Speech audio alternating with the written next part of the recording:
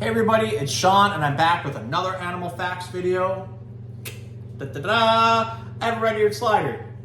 Probably one of the most common turtles you've ever seen, especially in the pet trade. It's actually one of the most invasive and trafficked pet trade animals out there. It's because for whatever reason, everybody loves a turtle, included.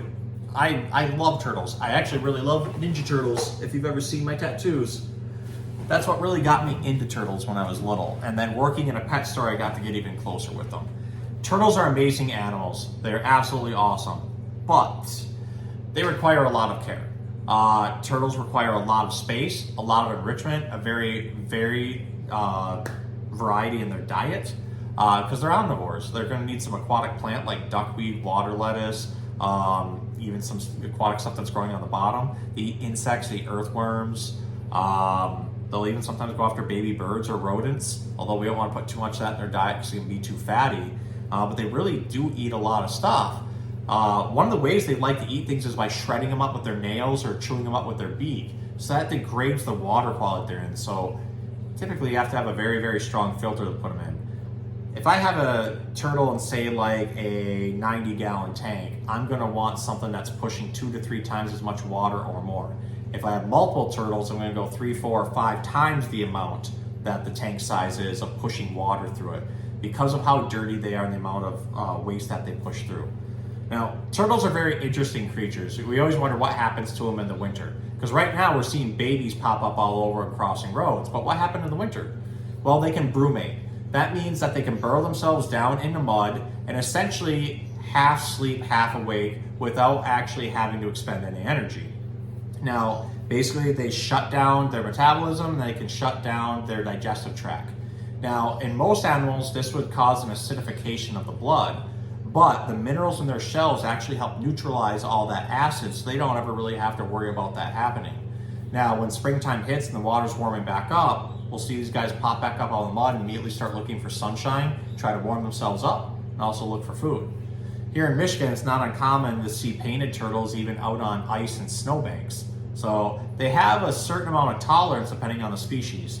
Red-eared sliders, on the other hand, well, these guys are coming from the southern United States, so they may not be as acclimated to that type of cold weather. Now, frequently people ask about their shells and if you can tell the age by a shell. No, they're not growth rings like a tree. We can kind of estimate an age by looking at size, but once they reach a certain size, we don't know after that. Also, the shell grows with them. They're born with it. He can't come out of the shell. So you have his plastron and his carapace that is actually connected to his spine, so you can see the line going down right there. That's his spine, and the shell is actually a modified rib cage that has expanded and grown out. So there's still rib lines in here if you've ever seen the inside of a shell, but essentially this whole thing is kind of like a breastplate and his ribs kind of spreading out and making the shell on them. Now, you look at their face, like I mentioned, there's a beak there, kind of similar to a bird. They got to be able to chomp their food up and like break it apart, and then they'll also use their nails to help shred all that stuff apart. Now, a lot of people ask, how can I tell the difference between a male and female? You can't tell just by looking at the face or anything. What you need to look at is the front nails or the tail. Males have exceptionally long front fingernails that they'll use to attract a female by turning their hands to the side and wiggling at them, trying to get their attention. And then their tails are always longer. A male's tail is typically a couple inches long, where a female's a little numb. That has to do with mating. They mate through the cloaca, so he's got to be able to have a long tail to be able to attach down to her cloaca and get his reproductive parts in there to, pass on genetic material. Another thing that's really important with turtles, if you have them in captivity, is you have to have UVB lighting.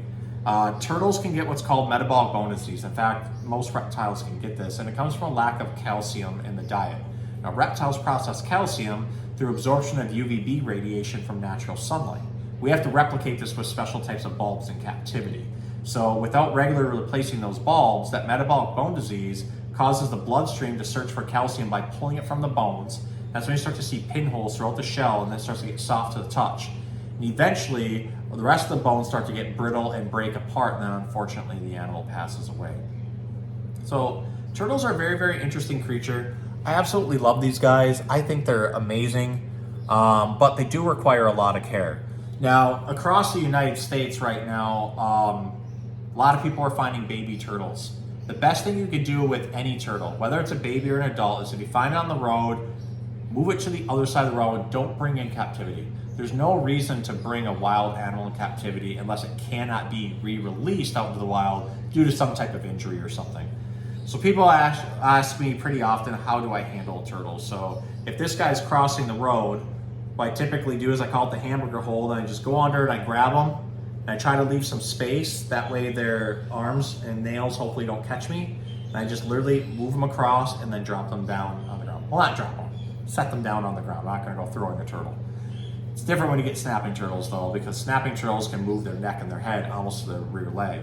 So what you gotta do is get underneath the bottom of the shell here, and I just like to pick them up like this and then move them across where they need to go. Never pick up by the tail. You hear a lot of people saying, oh, I've picked up tons of turtles by the tail, it's absolutely fine. No, it's not. You can definitely risk spinal injury to a turtle by grabbing by the tail and picking them up. That's like just grabbing somebody by the neck and picking them up and dragging them somewhere. You're gonna cause spinal damage. It's literally connected to their spine. Don't pick turtles up by the tail. If it's like a common turtle like this that's non-snapper, again, you can use the hamburger hold, but if it's a snapping turtle, just kind of grab underneath the shell and pick them up and move them. If you don't feel comfortable doing it like that, get a shovel and scoop them up and move them across the road, or use a stick and just kind of poke at their tail a little bit and try to get them to move across the road. So, hope you guys learned a lot about turtles. Again, amazing creatures. You got to be well prepared for them if you want them as a pet. There's a ton that goes into it as far as enclosure size, filtration, UVB, heat, and diet. So just be well prepared if you ever want to take one of these guys on. So yeah, there you have it. That's our turtle facts for the day. And again, if you find wild turtles, please just leave them be. So if you're new to this channel, again, subscribe, send links to people. I love teaching people about animals. Feel free to drop comments on it with any turtle facts that you have. I love learning new stuff. In the science community, no one's ever really an expert. We're always learning more, and I'm happy to learn more information. So if you guys want to drop some knowledge, go for it.